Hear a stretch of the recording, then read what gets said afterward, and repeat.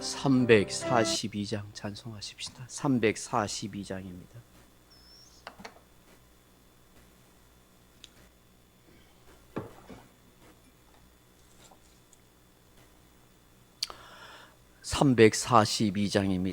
너 시험을 당해 죄 짓지 말고 너 용기를 다해 곧 물리치라.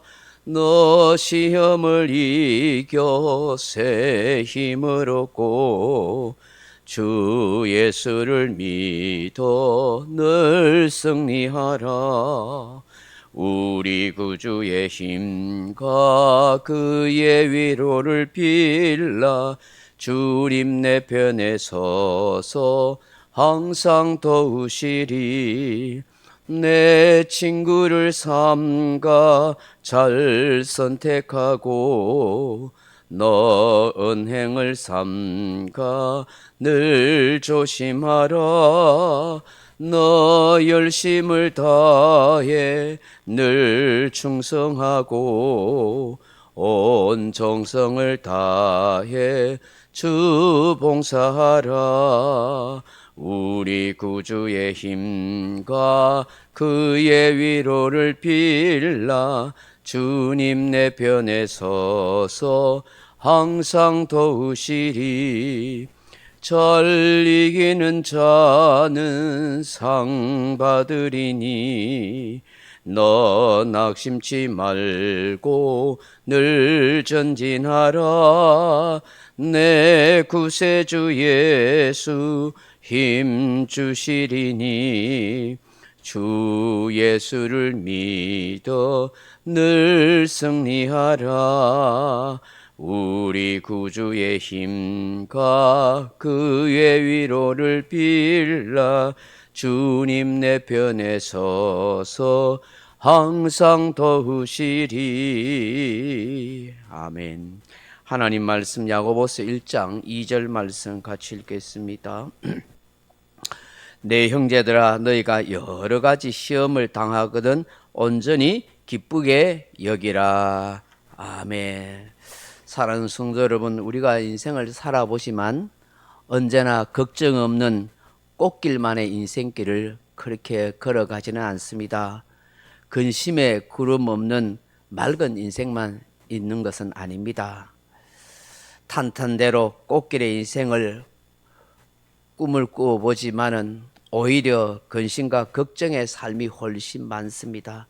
항상 맑은 하늘만 있기를 원하지만 먹구름이 끼는 듯한 그런 삶이 더 많습니다. 이런저런 시험도 시련도 참 많은 것입니다. 여러분, 신앙생활 하면서도 특히 그렇지 않습니까? 언제나 좋고 아름답고 행복한 그런 삶과 그런 신앙생활을 하면 얼마나 좋겠습니까마는 마음의 상처도 있고 시험도 있고 때로는 이런저런 시련과 핍박도 있습니다. 어쩌면 초대교회에는 훨씬 시험과 시련, 박해와 그런 핍박이 많았다고 해도 과언이 아닙니다. 성경은 우리가 열심히 신앙생활 하기에 신실하게 믿음을 지키기에 시험이 없을 것이다, 시련이 사라질 거라 그렇게 말씀하지 않습니다. 그것과 상관없이 우리의 삶에는 끊임없이 시험과 시련이 있을 것이다 그렇게 말씀합니다. 왜 우리 인생에 시험이 있고 시련이 닥칠까요?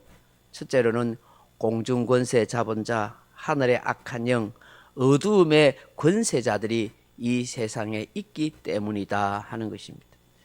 우리 신앙생활은 실질적으로 영적 전쟁입니다. 보이지 않는 악한 영들과 마귀와의 싸움입니다. 에베소서 6장 12절에 우리의 씨름은 혈과 육을 상대하는 것이 아니요 통치자들과 권세자들과 이 어둠의 세상 주관자들과 하늘에 있는 악의 영들을 상대함이라 그렇게 말씀합니다. 눈에 보이지 않으니까 눈에 보이는 환경과 사람과의 이런 경쟁과 싸움인 것 같이 보일지 모르지만 그렇지 않다는 거예요. 실제는 보이지 않는 악한 영들, 마귀와의 싸움을 우리는 끊임없이 하고 있는 것입니다. 이런 악한 영들이 우리를 시험에 빠뜨리게 하고 마음을 상하게 하고 시련을 주며 박해를 하게 합니다. 물론 사단 마귀가 직접 하는 경우보다는 이런 악한 사람들이라든지 타락한 세상 권력자들이라든지 또 하나님 알지 못하는 이방인들 또 혹은 환경이나 또 주변의 사람들 통해서 나에게 시험을 주거나 시련을 겪게 하기도 합니다. 예수님께서 이러한 사실을 아셨기에 이런 말씀을 하십니다. 요한복음 15장 19절에 보시면 너희가 세상에 속하였으면 세상이 자기의 것을 자랑할 것이나 너희는 세상에 속한 자가 아니요 도리어 내가 너희를 세상에서 택하였기 때문에 세상이 너희를 미워하느니라. 그렇게 말씀합니다. 예수님께서 우리를 택하여 주셨기 때문에 이 세상은 우리를 미워할 수밖에 없어요. 우리가 하나님의 자녀라는 사실 때문에 우리가 구원받은 천국 백성이라는 사실 때문에 사단 마귀 이 세상은 미워할 수밖에 없고 우리를 박해하고 핍박하게 돼 있다 하는 것입니다. 그러니 세상 사람들이 교회와 성도들 핍박하고 조롱하고 비난하는 것은 당연한 것입니다. 사실은 물론 우리가 잘못 살아서 비난받는 것은 반성하고 회개해야 되지만 근본적으로 영적 전쟁을 치르고 있는 이 세상 나라에서는 하나님의 교회들과 주의 백성들을 미워하고 핍박하는 것은 악한 마귀의 역사가 있다 하는 것입니다. 그렇기 때문에 예수님께서 요한복음 16장 33절에 이것을 너희에게 이르는 것은 너희로 내 안에서 평안을 누리게 하려 함이라. 세상에서 너희가 환난을 당하나 담대하라. 내가 세상을 이기었노라. 그렇게 말씀합니다. 우리가 환난이 없을 것이라고 하지 않습니다. 주님은 환난이 우리에게 있을 것이다. 그러나 담대해라.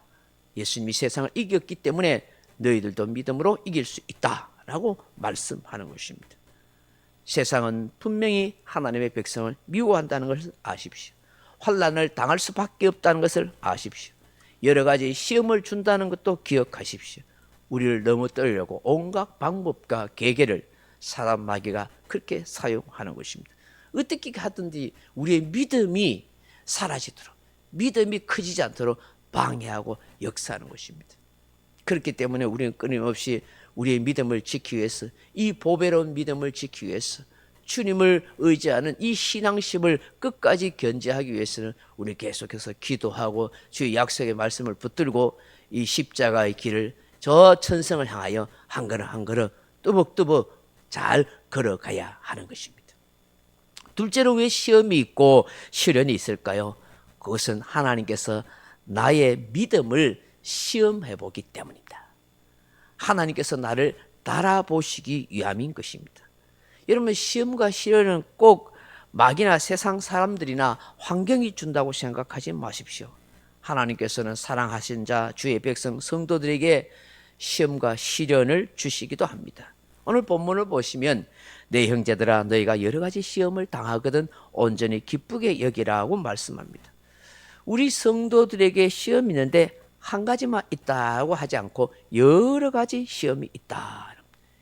여기에 시험은 원어로 페라스모스 하는 말인데 우리말의 의미에는 조금 의미가 부족합니다만은 이건 단순히 유혹하거나 넘어뜨린다 하는 말이 아니라 실험, 증명, 입증, 훈련 이런 뜻입니다.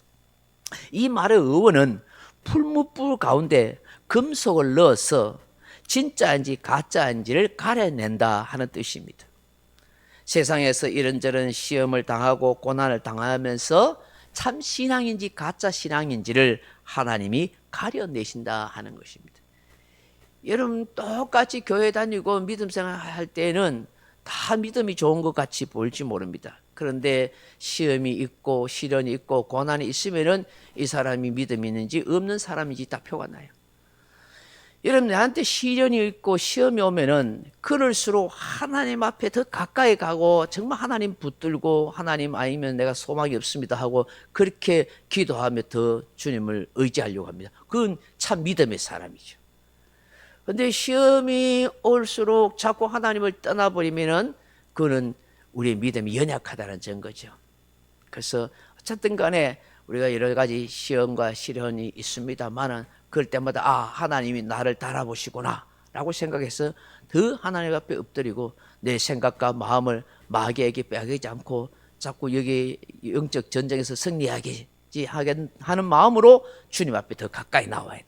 더 하나님 의지하고 주님만 바라보고 살아가야 한다 하는 것입니다.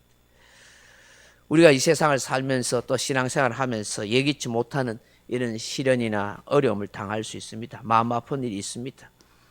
마귀가 주는 것처럼 보이고 세상 사람들이 우리에게 그렇게 하는 것처럼 보이고 주변 사람들이 또 때로는 같은 신앙의 동료가 그렇게 하는 것처럼 보여도 하나님이 허용하심, 허락하심이 있다는 것을 우리는 알아야 하는 것입니다.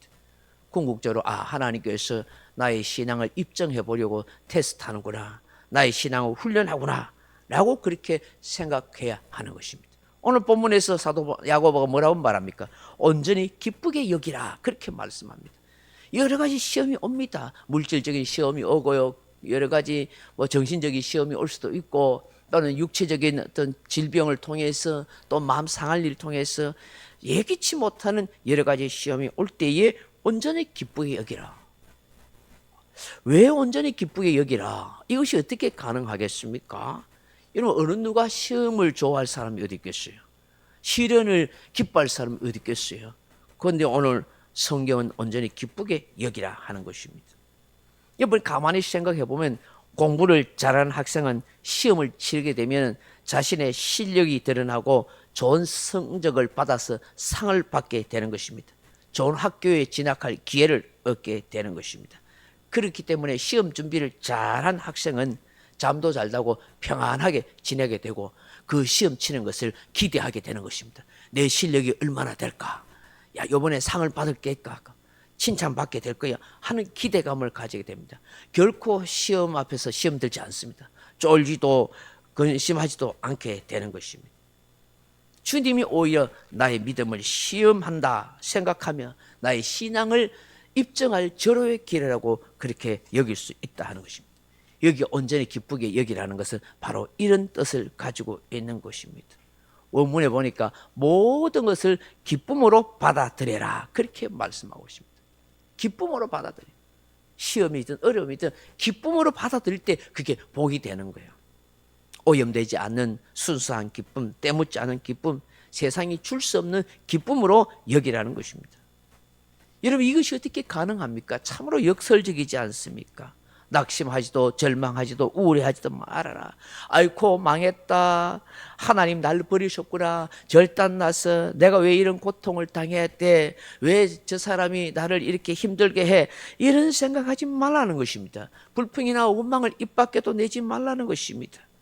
하나님이 나를 더 큰 은혜와 축복을 주시려고 이렇게 하시는구나. 하나님의 선한 뜻이 있구나. 나를 더 축복의 사람으로 더 큰 은혜와 복을 주시기 위해서 이렇게 한다 라고 생각하라는 것입니다. 이것이 바로 온전히 기쁘게 여기라는 의미인 것입니다. 어떻게 이게 가능하겠어요? 하나님의 인격과 하나님의 신실하심을 믿고 의지하는 신앙을 가질 때 가능한 것이죠. 저도 여러분도 쉽지는 않습니다. 그렇지만 우리가 성경 속에서 주께서 말씀하는 것을 잘 새겨 들었어. 여러 가지 시험과 어려움이 있을 수 있다. 그럴 때마다 내 마음과 생각을 잘 지키고 하나님께서 나의 믿음을 훈련시키는구나. 내가 하나님 앞에 아름다운 신앙으로 입증할 기회다 라고 그렇게 생각하면서 더 하나님 의지하고 더 주님 붙들고 이 모든 어려움과 환경과 시험을 잘 이겨갈 수 있는 그런 복된 저와 여러분 다 될 수 있기를 주님의 이름으로 축원합니다. 각자 기도하시다 돌아가시기 바랍니다.